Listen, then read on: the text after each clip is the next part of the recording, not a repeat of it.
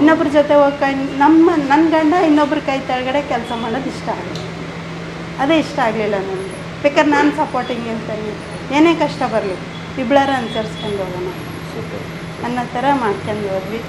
ಇನ್ನೂ ಹೊಂಟಿದ್ದೀವಿ ಇವಾಗಲೂ.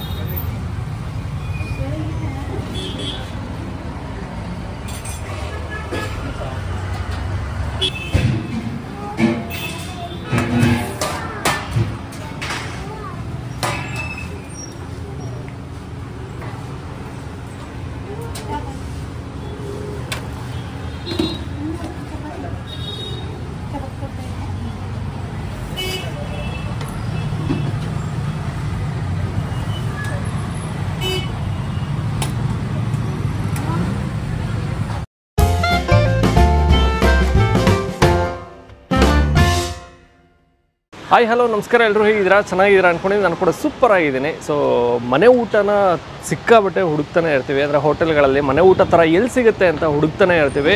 ಸೊ ಇವತ್ತು ನಾನು ಬಂದಿರುವಂಥ ಜಾಗ ಪ್ರೀತಮ್ ಹೋಟೆಲ್ ಅಂತ. ಅದ್ಭುತವಾಗಿರೋಂಥ ಮುದ್ದೆ ಊಟ ಹಾಗೂ ಚಪಾತಿ ಊಟ ಸಿಗುವಂಥ ಜಾಗ. ಸೊ ಪಕ್ಕಾ ಮನೆ ಶೈಲಿ, ಮನೆಗಳಲ್ಲಿ ಹೇಗೆ ಮಾಡ್ತೀವೋ ಅದೇ ರೀತಿ ಇರುತ್ತೆ. ಇವನ್ನ ಮುದ್ದೆ ಆಗಿರ್ಬೋದು, ಚಪಾತಿ ಆಗಿರ್ಬೋದು, ಸಾರು ಆಗಿರ್ಬೋದು. ಅಂದರೆ ಚಪಾತಿನೂ ಕೂಡ ಸೊ ಇವರೇ ಒತ್ತಿ ಮಾಡುವಂಥದ್ದು. ಅಂದರೆ ರೆಡಿ ಚಪಾತಿ ತಂದು ಆ ರೀತಿ ಏನು ಮಾಡೋದಿಲ್ಲ. ಇದಿರೋಂಥದ್ದು ಕತ್ರಗುಪ್ಪೆಯಲ್ಲಿ ಆರ್ಚ್ ಇದೆ. ಮತ್ತು ಇನ್ನು ಉಪೇಂದ್ರ ಅವರ ಮನೆ, ಅಂದರೆ ಮುಂಚೆ ಮನೆ ಆಗಿತ್ತು, ಇವಾಗ ಅವ್ರು ಬೇರೆ ಕಡೆ ಇದ್ದಾರೆ. ಇವಾಗ ಪ್ರಜಾಕಿ ಆಫೀಸ್ ಮಾಡ್ಕೊಂಡ್ಬಿಟ್ಟಿದ್ದಾರೆ ಅವರು ಅದನ್ನು.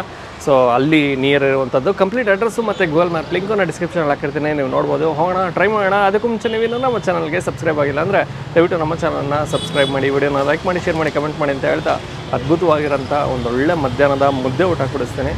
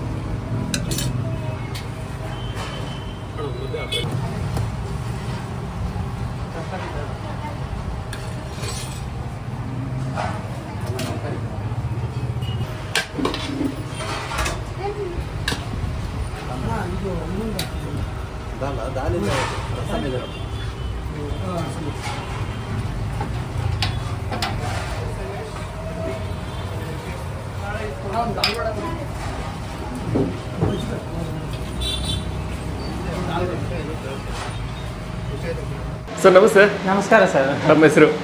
ನಮ್ಮ ಹೆಸರು ನಿಂಗಪ್ಪ ಬಿ ಅಂತ ಸರ್. ನಿಂಗಪ್ಪ ಅವರು. ಸರ್ ಯಾವಾಗಿಂದ ಶುರುವಾಗಿದ್ದು ಪ್ರೀತಮ್ ಹೋಟೆಲ್? ಪ್ರೀತಮ್ ಹೋಟ್ಲಿ ಒಂದು 10-12 ವರ್ಷದಿಂದ ಸ್ಟಾರ್ಟ್ ಆಯಿತು ಸರ್. 10-12 ವರ್ಷ. ಅಲ್ಲಿ ನೈಂಡಳ್ಳಿ ಬಿಡ್ ಕೆಳಗಡೆ ಇತ್ತು ಸರ್ ನಮ್ಮದು ಹೋಟ್ಲು ಫಸ್ಟಿಗೆ. ಅಲ್ಲಿಂದ ಅಲ್ಲೊಂದು 5-6 ವರ್ಷ ಮಾಡಿದ್ವಿ. ಓಕೆ. ಇಲ್ಲಿ ಕತ್ರೆಗುಪ್ಪೆ ಬಂದು ಇವಾಗ ಒಂದು 3 ವರ್ಷ ಆಯಿತು ಸರ್. 3 ವರ್ಷ ಆಯಿತು. ಹೌದು ಸರ್. ಏನೇನೆಲ್ಲ ಸಿಗುತ್ತೆ ಸರ್? ನಮ್ಮಲ್ಲಿ ಬೆಳಗ್ಗೆ ಟಿಫನ್ ಸಿಗುತ್ತೆ ಸರ್. ಮಧ್ಯಾಹ್ನಕ್ಕೆ ಬಂದ್ಬಿಟ್ಟು ಡೈಲಿ ಒಂದು ಟೈಪ್ ಆಫ್ ಸಾಂಬಾರು ಇರುತ್ತೆ. ತರಕಾರಿ ಸಾಂಬಾರು, ಆಮೇಲೆ ಒಂದೊಂದು ದಿವಸ ಕಾಳು ಸಾಂಬಾರು, ಒಂದಿನ ಸೊಪ್ಪು ಸಾಂಬಾರು, ರಸಮ್ ಇರುತ್ತೆ. ಒಂದಿನ ಗ್ರೀನ್ ರಸಮ್, ಒಂದಿನ ರೆಡ್ ರಸಮ್, ಅದರಲ್ಲೇ ವೆರೈಟಿ ಮಾಡ್ತೀವಿ ರಸಮಲ್ಲೇ. ಓಕೆ. ಆಮೇಲೆ ಬಂದ್ಬಿಟ್ಟು ಮುದ್ದೆ ಇರುತ್ತೆ. ಮುದ್ದೆ, ವೈಟ್ ರೈಸು, ಆಮೇಲೆ ಕರ್ಡ್ ರೈಸು. ಭಾಳ ಫೇಮಸ್ ಆಗೋದು ಚಪಾತಿ ಸರ್. ಹೌದಾ? ಯಾಕಂದರೆ ಅದು ನಾವೊಂಥರ ಬೇರೆ ಥರನೇ ಮಾಡ್ತೀವಿ.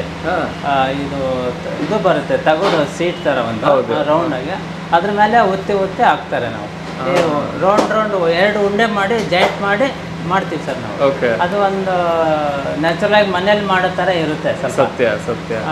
ಬೇರೆ ಹೋಟ್ಲು ಹೋಲಿಸಿದ್ರೆ ನಮ್ಮದು ಸ್ವಲ್ಪ ಚಪಾತಿ ಚೆನ್ನಾಗಿರುತ್ತೆ, ಎಲ್ಲ ಜನ ಹೇಳ್ತಾರೆ. ಆಮೇಲೆ ಚೆನ್ನಾಗಿ ಓಡುತ್ತೆ ಸರ್ ಚಪಾತಿ ಚೆನ್ನಾಗಿ.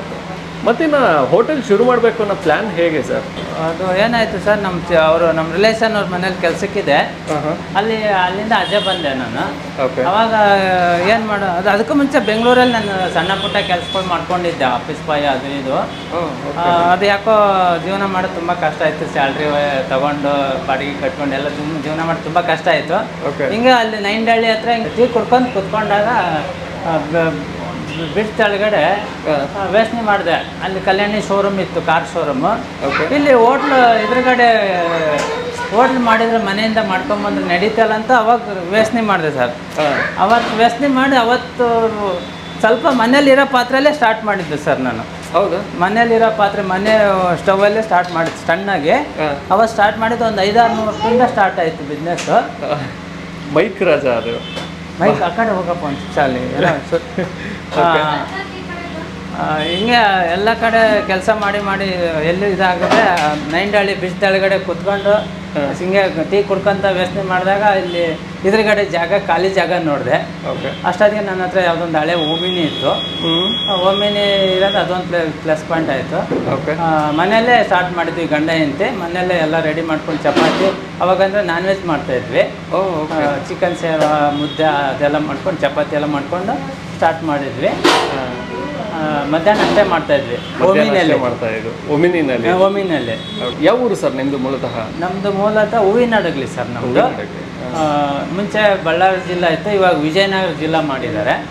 ಹೂವಿನಡಗಲಿ ಅಂತ ನಮ್ಮದು. ಹೂವಿನಡಗಲಿ ಹತ್ರ ಹಳ್ಳಿ ಒಂದು ನವಲಿ ಅಂತ ಒಂದು 5 ಕಿಲೋಮೀಟ್ರ್ ಇದೆ. ಅಲ್ಲಿಂದ ನವಲಿ ಅಂತ ಗ್ರಾಮ ಸರ್ ನಮ್ಮದು. ಚಿಕ್ಕ ಒಂದು 700-800 ಮನೆ ಇರೋಂಥ ಚಿಕ್ಕ ಗ್ರಾಮ ಸರ್. ಓಕೆ. ಎಜುಕೇಶನ್ ಎಲ್ಲ ಅಲ್ಲೇ ಆಗಿದೆ? ಎಜುಕೇಶನ್ ಎಲ್ಲ ನಮ್ಮೂರಲ್ಲೇ ನವಲಲ್ಲೇ ಆಗಿರೋದು ಸರ್. ಓಕೆ. ಹೂವಿನಡಗಲಿ ಅಂತ. ಎಷ್ಟು ವರ್ಷ ಸರ್ ನೀವು ಬೆಂಗಳೂರಿಗೆ ಬಂದಾಗ? ನಾವು 16-17 ವರ್ಷ ಆಗಿತ್ತು ಸರ್ ಬೆಂಗಳೂರು ಬಂದಾಗ.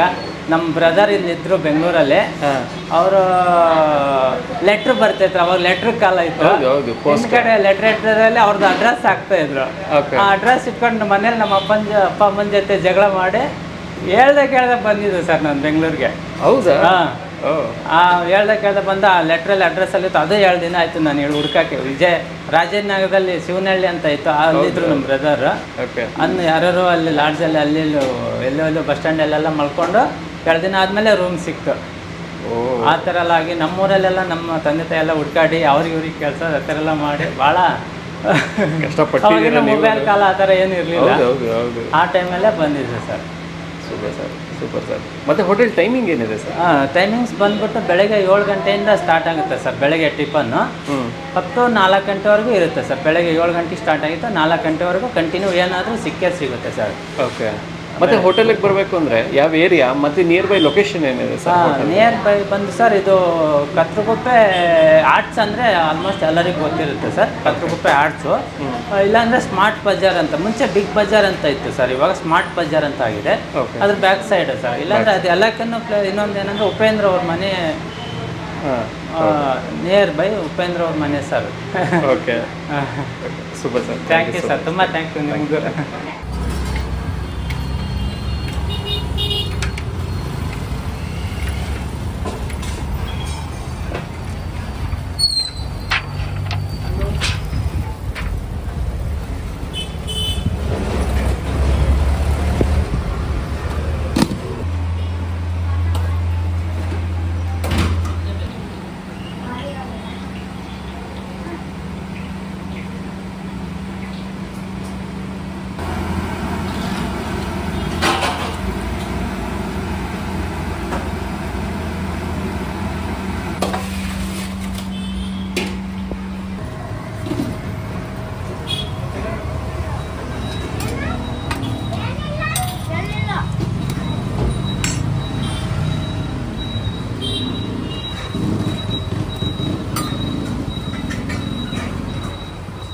ಮೇಡಮ್ ನಮಸ್ತೆ. ನಮಸ್ತೆ ಮೇಡಮ್, ತಮ್ಮ ಹೆಸರು? ರತ್ನ ಅಂತ. ರತ್ನ ಅವರು. ಮೇಡಮ್ ಹೇಳ್ತಿದ್ರು ಸರ್, 10 ವರ್ಷದಿಂದ ಹೋಟೆಲ್ ನಡೆಸ್ತಾ ಇದ್ದೀನಿ ಅಂತ. ಮತ್ತು ನಾನು ನೋಡ್ದಂಗೆ ನೀವು ಕೂಡ ಅವಾಗಿಂದ ಶ್ರಮ ಪಡ್ತಾನೆ ಇದ್ರಿ, ಚಪಾತಿ ಎಲ್ಲ ಹಾಕೋದೆಲ್ಲ ನೀವೇ ಅನ್ಕೊಂತೀನಿ. ಹೌದಣ್ಣ ಹೌದು. ಸೊ ಯಾವಾಗಲೂ ನೀವೇನಾ ಚಪಾತಿ ಮಾಡುವಂಥದ್ದು ಅನ್ಸುತ್ತೆ ನಾವು ಕಂಪ್ಲೀಟಾಗಿ? ಕಂಪ್ಲೀಟಾಗಿ ಮಾಡೋದು. ಇದು ಮನೇಲಿ ಹೆಂಗೆ ನಾವು ಹೆಂಗೆ ಊಟ ಮಾಡ್ತೇವೆ, ಜನನ ಹಂಗೆ ಇರಲಿ, ಯಾವುದಕ್ಕೂ ಇದು ಇರಬಾರ್ದು. ನಾನು ಪ್ರೆಸ್ ಇದು ಮಿಷಿನ್ ಇದೆ, ಅದು ತಗೊಳ್ಳಿ ಇದು ತಗೊಳ್ಳಿ ಅಂತಾರೆ, ಅದು ಇಷ್ಟ ಆಗಲ್ಲ ನನಗೆ. ನಾವು ಹೆಂಗೆ ನಮ್ಮ ಮನೇಲಿ ಹೆಂಗೆ ಮಾಡಿಕೊಡ್ತೇವೆ ಆ ಥರ ಮಾಡಿಕೊಡೋಣ ಅಂತ ನಾನು ಅವತ್ತಿಂದನೂ ಇದೇ ಮಾಡೋದು. ಕೈಯಲ್ಲೇ ಒತ್ತಿ ಚಪಾತಿ ಮಾಡುವಂಥದ್ದು. ಮತ್ತೆ ಹೇಗಿದೆ ಲೈಫು ಅವಾಗ ಹೋಲಿಕೆ? ಅವಾಗ ಹೋಲಿಸಿದ್ರೆ ಇವಾಗ ಪರವಾಗಿಲ್ಲ ಅಣ್ಣ. ಪರವಾಗಿಲ್ಲ. ಫಸ್ಟಿಗೆ ಇರೋ ಕಷ್ಟದಲ್ಲಿ ಅದನ್ನ ಹೇಳ್ಬಾರ್ದು ಅಷ್ಟೇ, ಹೇಳಿದ್ರೆ ಏನು ಹೇಳ್ತಾರ ಅನ್ನೋ ಥರ ಇದಾಗುತ್ತೆ. ಹಿಂಗೆ ದುಡಿಯೋಕ್ಕಂತ ಚಿಕ್ಕ ವಯಸ್ಸಿಗೆ ಬಂದ್ಬಿಟ್ಟು ಒಂದು ಮೊಬೈಲ್ ಶಾಪಲ್ಲಿ ಫಸ್ಟಿಗೆ ಕೆಲಸ ಮಾಡ್ತಿದ್ರಂತೆ. ಅವಾಗೆಲ್ಲ ಇದು ಮಾಡ್ಕೊಂಡು ಮತ್ತೆ ಕಾರ್ ಡ್ರೈವಿಂಗ್ ಎಲ್ಲ ಹೋದ್ರು. ಅದು ಸೆಟ್ ಆಗಲಿಲ್ಲ. ಬರೀ 6,000 ಕೊಡೋರು, ಬಾಡಿಗೆ ಕಟ್ಟಕ್ಕೆ ಅದಕ್ಕೆ ಏನು ಸಾಕಾಗ್ತಾ ಇರಲಿಲ್ಲ.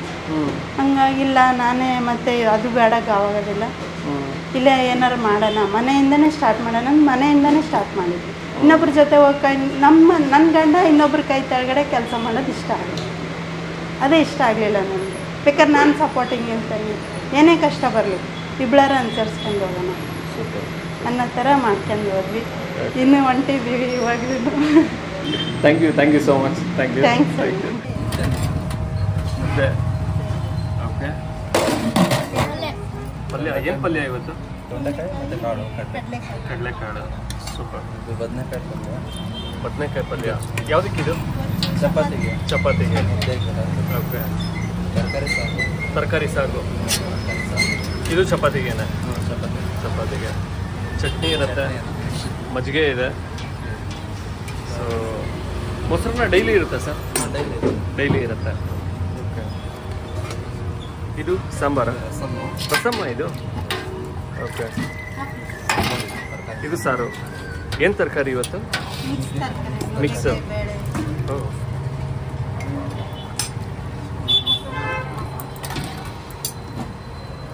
ಡೈಲಿ ಒಂದು ರೀತಿ ಪಲ್ಯ ಇದ್ದೇ ಇರುತ್ತೆ.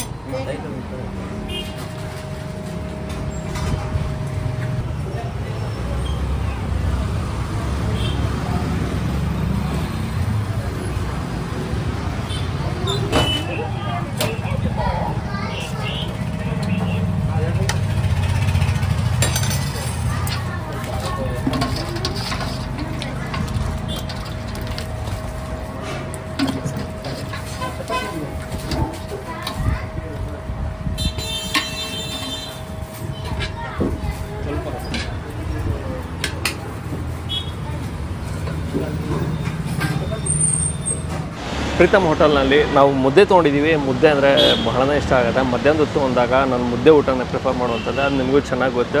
ಸೊ ಮುದ್ದೆ ತೊಗೊಂಡಿದ್ದೀನಿ. ಮುದ್ದೆ ಜೊತೆಗೆ ಒಂದು ರೀತಿಯ ಪಲ್ಯ ಕೂಡ ಸಿಗುತ್ತೆ ನಿಮಗಿಲ್ಲಿ. ಸೊಪ್ಪಿನ ಪಲ್ಯ ಆಗಿರ್ಬೋದು ಅಥವಾ ಕಾಳು ಪಲ್ಯ ಆಗಿರ್ಬೋದು, ಯಾವ ರೀತಿ ಬೇಕಾದ್ರೂ ಸಿಗುತ್ತೆ. ಬಟ್ ಇವತ್ತು ಕಾಳು ಹಾಗೂ ತರಕಾರಿ ಬಳಸಿ ಪಲ್ಯ ಮಾಡಿದ್ದಾರೆ. ತೊಂಡೆಕಾಯಿ ಹಾಗೂ ಕಡಲೆಕಾಳನ್ನ ಬಳಸಿ ಪಲ್ಯ ಮಾಡಿದ್ದಾರೆ. ಹಾಗೂ ಒಂದು ರೀತಿಯ ಬಜ್ಜಿ ಕೂಡ ಸಿಗುತ್ತೆ. ಅಂದರೆ ಬಾಳೆಕಾಯಿ ಬಜ್ಜಿ ಆಗಿರ್ಬೋದು, ಮೆಣಸಿನಕಾಯಿ ಬಜ್ಜಿ ಆಗಿರ್ಬೋದು, ಈ ರೀತಿ ಬಜ್ಜಿ ಕೂಡ ಸಿಗುತ್ತೆ. ಬೋಂಡನೂ ಇರುತ್ತಾ? ಹಾಂ, ಬೋಂಡನೂ ಇರುತ್ತೆ ಅಂದೆ. ಸೊ ಇವತ್ತು ಬಾಳೆಕಾಯಿ ಹಾಕಿ ಬಜ್ಜಿ ಮಾಡಿಕೊಟ್ಟಿದ್ದಾರೆ. ಸೊ ಅದ್ಭುತವಾಗಿರೋಂಥ ಬಜ್ಜಿ ಇದೆ, ಹಾಗೂ ಮುದ್ದೆ ಇದೆ, ಪಲ್ಯ ಇದೆ. ಇವತ್ತು ನುಗ್ಗೆಕಾಯಿ ಸಾರು.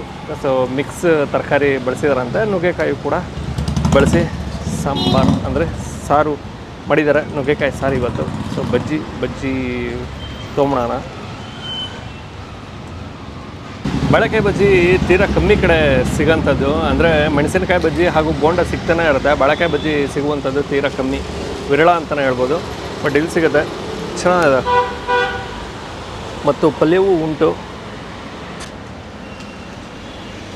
ಪಲ್ಯ ಖಾರವಾಗಿ ಕೆಂಪು ಮೆಣಸಿನಕಾಯಿಯ ಖಾರ ಸರ್ರಿಗೆ ಕೊಡುತ್ತೆ. ಮತ್ತಿನ್ನು ಟೊಮೊಟೊನ ಬಳಸಿರ್ತಾರೆ. ಸೊ ಅದರ ಒಂದು ಹುಳಿ ಕೂಡ ಲೈಟಾಗಿ ಸಿಗುತ್ತೆ.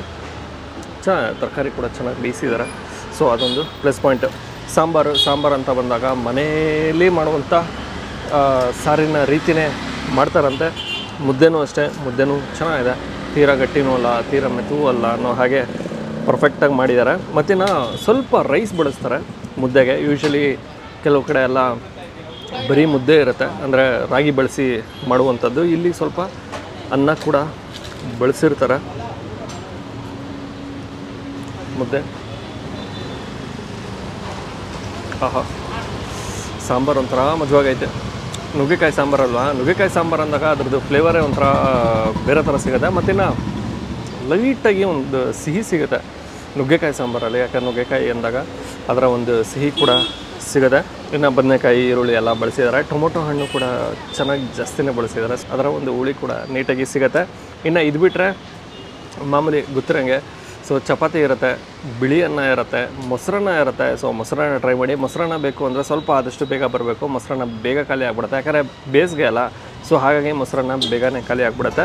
ಸೊ ಮೊಸರನ್ನ ಬೇಕು ಅಂದರೆ ಸ್ವಲ್ಪ ಬೇಗನೆ ಬಂದರೆ ನಿಮಗೆ ಮೊಸರನ್ನ ಸಿಗುತ್ತೆ. ಅದು ಬಿಟ್ಟರೆ ಇನ್ನು ಮಜ್ಜಿಗೆ ಸಿಗುತ್ತೆ, ಮಜ್ಜಿಗೆನೂ ಆರಾಮ್ಸೆ ನೀವು ಟ್ರೈ ಮಾಡ್ಬೋದು. ಇದು ಬಿಟ್ಟರೆ ಇನ್ನು ರಸಮ್ ಇದೆ, ಸೊ ರಸಮಲ್ಲೂ ಕೂಡ ಟ್ರೈ ಮಾಡ್ಬೋದು. ರಸಮು ಕೂಡ 2 ಥರ ಮಾಡ್ತಾರಂತೆ, ಸೊ ರಸಮು ಕೂಡ ನಿಮಗೆ ಸಿಗುತ್ತೆ. ಓಕೆ, ನಾನು ಈ ವಿಡಿಯೋನ ಇಲ್ಲಿಗೆ ಏನು ಮಾಡ್ತಾಯಿದ್ದೀನಿ. ಮತ್ತೊಮ್ಮೆ ನಾನು ನಿಮ್ಮನ್ನು ನೆಕ್ಸ್ಟ್ ವಿಡಿಯೋದಲ್ಲಿ ಭೇಟಿ ಮಾಡ್ತೀನಿ. ಅದಕ್ಕೆ ಮುಂಚೆ ನೀವು ನಮ್ಮ ಚಾನಲ್ಗೆ ಸಬ್ಸ್ಕ್ರೈಬ್ ಆಗಿಲ್ಲ ಅಂದರೆ ದಯವಿಟ್ಟು ನಮ್ಮ ಚಾನಲ್ನ ಸಬ್ಸ್ಕ್ರೈಬ್ ಮಾಡಿ, ವಿಡಿಯೋನ ಲೈಕ್ ಮಾಡಿ, ಶೇರ್ ಮಾಡಿ, ಕಮೆಂಟ್ ಮಾಡಿ ಅಂತ ಹೇಳ್ತಾ ನೆಕ್ಸ್ಟ್ ವಿಡಿಯೋದಲ್ಲಿ ಭೇಟಿ ಆಗೋಣ.